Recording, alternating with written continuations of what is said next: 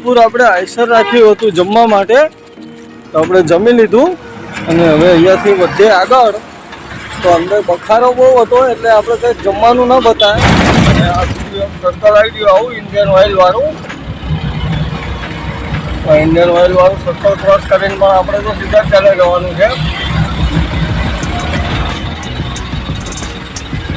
તો ભાઈ જુઓ આપણે પછી આવે મહેસાણાના ટોલ ઉપર, અહીંયા આપણે કેશનો ટોલ લેવો પડશે. 140નો ટોલ આવશે. 140 આપણે છૂટા કાઢી દીધા એટલે આપણે છૂટાની લમણા જે. તો મિત્રો જુઓ આપણે આઈસર ફેરવવા માટે છે પાલનપુર સર્કલ આવવું પડ્યું હતું, કેમ કે ત્યાં આગળ ગઠામણ ચોકડીથી નાનું બંધ છે અને આ બાજુ તમને નથી આવવા દેતા. તો ડાયરેક્ટ અહીંયા વસવાટ પણ ચાલુ થઈ ગયો, જોઈ શકો છો. વરસાદ પણ એવો પડે છે. હવે જઈએ આપણે મહેસાણા ટોલ ઉપર. હાલો તો મિત્રો, ગુડ આફ્ટરનૂન, જય માતાજી, જય મેલડીમાં. આપણા એક નવા બ્લોગમાં તમારા બધાનું સ્વાગત છે. પાછલા વિડીયોમાં તમે જોયું એ રીતે આપણે ગાડી ખાલી કરી હતી પાલનપુરમાં 3 જગ્યાએ, અને અત્યારે આપણે ગાડી ખાલી કરીને નીકળી આવ્યા છીએ. તો હવે અહીંયાથી કન્ટિન્યુ આપણે જઈએ પેલા હાઈવે ઉપર. તો જોઈ લો, આવા સિંગલ પટ્ટી રોડ ઉપર ચાલ્યા જઈએ છીએ અને અહીંયાથી આપણે જઈએ સીધા બહાર હાઈવે ઉપર. પછી ક્યાંક જમીએ અથવા આ બાજુ પાલનપુરના મિત્રો પાલક પકોડા બહુ ફેમસ છે, તો જોઈએ ક્યાંક પાલક પકોડાનો નાસ્તો કરીએ, પછી જમવાનું આગળ જઈને કરીશું. તો બતાવું તમને. જો આવા સિંગલ પટ્ટી રોડ ઉપર આવીએ છીએ આપણે ખાલી કરવા અંદર. હવે ખાલી કરીને વધીએ આગળ. તો મિત્રો જુઓ, અત્યારે આપણે આવી ગયા બહાર હાઈવે ઉપર. આ છે પાલનપુર હાઈવે. અહીંયા બ્રિજનું કામ ચાલુ છે, એના હિસાબે આપણે પાલનપુર બાજુ ચાલ્યા જઈએ છીએ અત્યારે. અને આગળથી આપણે યુટર્ન લઈ અને પેલી બાજુના હાઈવે બાજુ લેવાનું છે આઈસર. તો અહીંયા આગળ કોટ મળે ત્યાંથી આપણે યુટર્ન લઈ લઈએ અને સામેના રોડે જતા રહીએ. તો મિત્રો જુઓ, આપણે આઈસર ફેરવવા માટે છે પાલનપુર સર્કલ આવવું પડ્યું હતું, કેમ કે ત્યાં આગળ ગઠામણ ચોકડીથી નાનું બંધ છે અને આ બાજુ તમને નથી આવવા દેતા. તો ડાયરેક્ટ તમારે પાલનપુર સર્કલ જ યુટર્ન મારવા આવવું પડે. તો ત્યાંથી યુટર્ન મારી દીધો. હવે પાછળ મારી દીધી અમદાવાદ બાજુ. તો હવે કન્ટિન્યુ ચાલે જઈએ અને આગળની જર્ની તમને બતાવું. તો મિત્રો જુઓ, હજી આપણે જમવાનું પણ બાકી છે. હવે આગળ જ્યાં હોટલ આવે તો પહેલાં જમી લઈએ, પછી જમીને વધે આગળ. અને અહીંયાથી મહેસાણા 67, અમદાવાદ 141 બતાવે છે, સિદ્ધપુર 27 કિલોમીટર. તો મતલબ 141 કિલોમીટરની જર્ની હજી આપણે કરવાની બાકી છે. તો આગળ ક્યાંક હોટલ આવે વ્યવસ્થિત એટલે પહેલાં જમી લઈએ, પછી જમીને આગળની જર્ની સ્ટાર્ટ કરીશું. તો જોઈએ હવે ક્યાં હોટલ આવે છે. તો ભાઈ જુઓ, અહીંયા સિદ્ધપુર આપણે આઈસર રાખ્યું હતું જમવા માટે, તો આપણે જમી લીધું અને હવે અહીંયાથી વધે આગળ તો અંદર બખારો બહુ હતો એટલે આપણે કંઈક જમવાનું ન બતાવે, જમવાનું સરસ હતું, 1 નંબર જમી લીધું. હવે અહીંયાથી વધે આગળ. તો ભાઈ જુઓ, અત્યારે સિદ્ધપુર ક્રોસ કરીએ છીએ અને આ સર્કલ આવી ગયું આવું ઇન્ડિયન ઓઇલ વાળું. ઇન્ડિયન ઓઇલ વાળું સર્કલ ક્રોસ કરીને પણ આપણે તો સીધા ચાલે જવાનું છે. હવે સિદ્ધપુર ક્રોસ કરી એટલે સીધા ચાલ્યા જઈએ.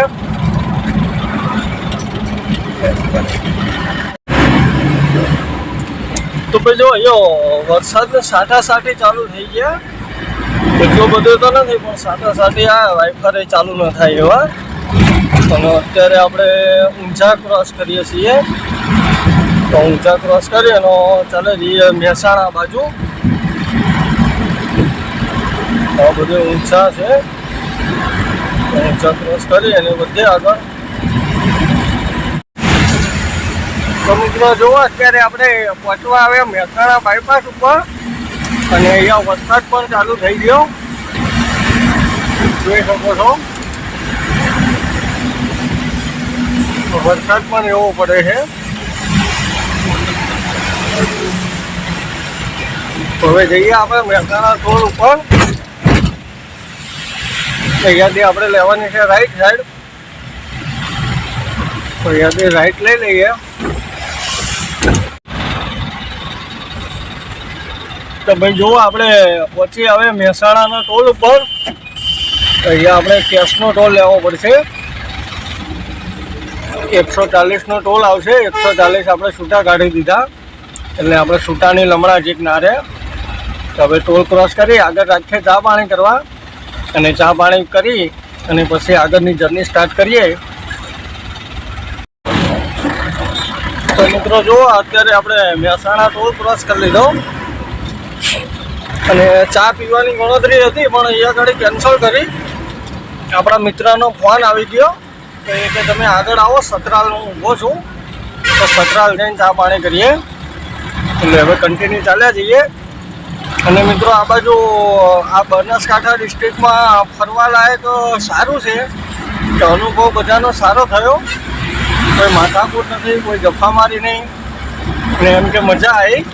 અને વરસાદ જો અત્યારે સિઝન છે એટલે ક્યારેક ક્યાંક હોય ન હોય એ રીતનું છે બધું. એટલે જુઓ હવે આપણે આ મહેસાણા અમદાવાદ હાઈવે ઉપર ચાલ્યા જઈએ છીએ. જોઈ શકો છો હાઈવેનો વ્યૂ. અને આ બાજુના ડિવાઈડર ઉપર એટલા બધા ઝાડ ઉગાડેલા છે કે રાત્રે ગાડી ચાલતી હોય તો પણ મજા આવે, કે સામેની લાઇટો આપણી ઉપર ન પડે ને આપણી લાઇટ સામે ન પડે એ રીતના ઝાડવા ઉગેલા છે. એટલે આવા હાઈવે ઉપર ગાડીવાળાને ચલાવવાની મજા આવે. તો હવે કન્ટિન્યુ ચાલે રહીએ. તો મિત્રો જુઓ આપણે કન્ટિન્યુ ડ્રાઈવ કર્યા પછી અત્યારે જસ્ટ પહોંચવા આવ્યા છીએ સતરાલમાં. તો આ સતરાલ ક્રોસ કરી અને સીધા ચાલ્યા જઈએ છીએ. આ નીચેથી રસ્તો, બ્રિજની નીચેથી રાઈટ સાઈડ લઈએ તો એ રસ્તો જતો રહ્યો કડીમાં. અને મિત્રો બીજી એક વાત કે આપણે દરેક કંપની કારખાનામાં તમને ખબર હશે કે આપણે 8 કલાક 12 કલાકની નોકરી હોય, અને 8 કલાક 12 કલાક પછી ઓવર ટાઈમ આપતા હોય છે અલગ અલગ રીતે, કે કોઈ કલાકે 70, કોઈ કલાકે 80, કોઈ કલાકે 100 એ રીતે આપે છે. એ પ્રમાણે મને એક મારો પોતાનો વિચાર છે કે જો ડ્રાઈવર એકતા જિંદાબાદ હોય અને દરેક ડ્રાઈવર મિત્ર એમ થાય તો આપણે ગાડી લાઈનની અંદર 12 કલાક કે 10 કલાકની નોકરી હોય, હવે એ ઉપર ખાલી ક્રોસ વધારે નહીં, કલાકે 70 રૂપિયા કે કલાકે 100 રૂપિયાનો ઓવર ટાઈમ મળતો હોય ને તો વધુ નહીં, પણ 5 વર્ષ કોઈ ડ્રાઈવર ગાડી ચલાવવાનો તો 5 વર્ષની અંદર એ ડ્રાઈવર પોતાની ગાડી લાવવાની એટલા રૂપિયા ભેગા કરી લે કે કંઈક જવાનો એનો વાર હોય ડ્રાઈવરનો. અને એમ કે આપણી માટે એવું કલાકે ઓવર ટાઈમ હોવો જ જોઈએ કે ભાઈ 12 કલાકની ડ્યુટી, 12 કલાક ઉપર જે બી કલાક થાય એનો તમારો કેશ આપવો 9 મહિને હિસાબ કરે. એ રીતે ઓવર ટાઈમ હોય તો ડ્રાઈવર કંઈક સારું એવું કમાઈ શકે એવું મારું પોતાનું માનવું છે. જોઈએ હવે એવું બધું થશે કે જેમ જો ડ્રાઈવરો બધા એક થઈ જશે તો 100% થશે મિત્રો, એવું મને લાગે છે. એટલે એમ કે ડ્રાઈવર જિંદાબાદ પહેલાં હોવી જરૂરી છે, તો જ આ બધું શક્ય બને, લગભગ શક્ય ન બને. અને જોઈએ હવે બધા ડ્રાઈવર મિત્રો એક થશે તો આપણે ટૂંક સમયમાં એવું બધું કરીશું, બધાને કંઈક મળે. એમના મિત્રો ખરેખર આપણી લાઈન એટલી બધી ખરાબ છે કે કદાચ નથી ને કોઈ ગાડી ઘોડામાં આપણે એક્સિડન્ટ થઈ ગયો કે હાથ પગ જતો રહ્યો તો આપણે તો આજીવન માટે એના ખ્યાલ થઈ ગયા તો કોઈ ગાડી પણ ના આપે, અથવા તો કશું ના થયું ને હાથ પગ ભાગી ગયા તો પણ 6-12 મહિનાનો ખાટલો આવે તો પણ કોઈ જોવા નથી આવતું અત્યારે. એટલે એમ કે આપણે રીતે જ વળવાનું છે.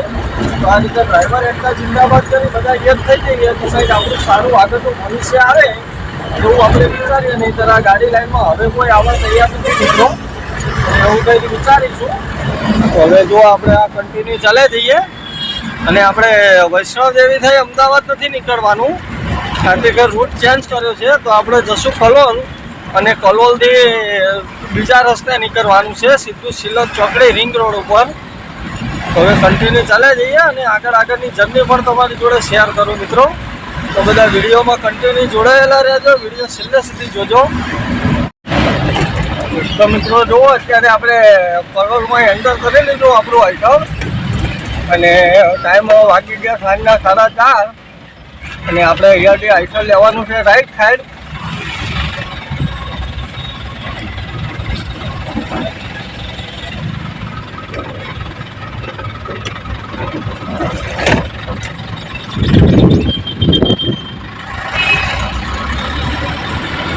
તો જો મિત્રો કલોલનો વ્યૂ કંઈક આ રીતે આવે છે અત્યારે.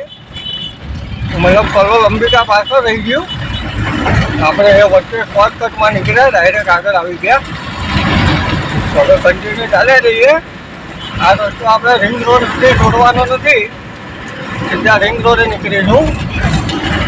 હવે આ મોડું પણ થઈ ગયું, ટાઈમ પણ બહુ થઈ ગયો, એટલે હવે દબાઈને ચાલે જઈએ. તો બધા વિડીયોમાં જોડાયેલા રહેજો. તો મિત્રો જુઓ, આપણે કન્ટિન્યુ ડ્રાઈવ કર્યા પછી અત્યારે આવી ગયા આપણા એસપીના રિંગ રોડ ઉપર, સરદાર પટેલ રિંગ રોડ ઉપર. તો જોઈ શકો છો, રિંગ રોડ ઉપર પણ અત્યારે બધે પિંચણ જ ચાલે છે. બ્રિજ બને છે, બ્રિજના કામ ચાલુ છે, એટલે શેક સુધી આવા ડાયવર્ઝન આપેલા છે. તો હવે જોઈએ આગળ આપણને ટ્રાફિક મળે છે કે નહીં, તો એ પણ તમને બતાવું. તો બધા વિડીયોમાં જોડાયેલા રહેજો. અત્યારે આપણે પહોંચી આવ્યા છીએ સિલક ચોકડી, અમદાવાદ રિંગ રોડ ઉપર, SP Sardar Patel ring road. તો આગળ જોઈએ હવે ટ્રાફિક મળે છે કે નહીં, બતાવું તમને. તો મિત્રો જુઓ, આપણે કન્ટિન્યુ ડ્રાઈવ કર્યા પછી અત્યારે પહોંચવા આવ્યા રિંગ રોડ ઉપર, જે આપણે નવું ભાવનગર વાળું સર્કલ બન્યું ત્યાં. અને અત્યાર સુધી તો આપણને ટ્રાફિક મળ્યો નથી, જોઈ શકો છો. તો હવે આગળ જતાં કોઈ ગેરંટી નહીં કે મળે કે ન મળે, ખબર નહીં. તો જોઈએ હવે. તો આ ભાવનગર વાળું સર્કલ ક્રોસ કરીએ છીએ, અને એવું હશે તો આપણે બાકરોલ ટોલ પ્લાઝો ક્રોસ કરી અને મેપ તો મારવો જ પડશે, એટલે આપણને આગળનો ખ્યાલ આવી જાય કે ટ્રાફિક છે કે નહીં. તો એ રીતે સર્વિસ રોડ ઉતારવાની ખબર પડે. જો આ ભાવનગર વાળું સર્કલ નવું બનેલું છે, તો આ સર્કલ ક્રોસ કરી અને કન્ટિન્યુ ચાલે જઈએ આગળ. જોઈ શકો છો, ભાવનગર વાળું સર્કલ. અને અહીંયાથી આ રસ્તો ભાવનગર બાજુ જાય, હજી ચાલુ નથી થયો દોસ્તો, એટલે કોઈ જવાનું વિચારતા હોય તો ન જતા, હજી રસ્તો શેક બન્યો નથી. તો હવે વધીએ આગળ. તો જુઓ, આપણે કન્ટિન્યુ ડ્રાઈવ કર્યા પછી અત્યારે પહોંચી આવ્યા અસલાલી આપણા પાર્કિંગમાં પંપ ઉપર. તો હવે આપણે પાર્કિંગમાં આઈસર રાખી દઈશું પંપે, અને ગાડી ભરવા આપણે જવાનું છે સવારમાં. તો જોઈએ હવે સવારમાં ક્યાં ભરવા મોકલે છે. આ તે સાણંદથી ભરવાનું છે, એ ફાઇનલ છે. ક્યાંનું ભરવાનું છે એ ખબર નહીં, તો એ તમને બીજા વિડીયોમાં જોવા મળશે. તો આ વિડીયોને કરીએ અહીંયા પૂરો. મળે સવારે બીજા એક નવા વિડીયોમાં નવી ટ્રીપ સાથે. ત્યાં સુધી બધાને જય માતાજી, જય મેલડીમાં.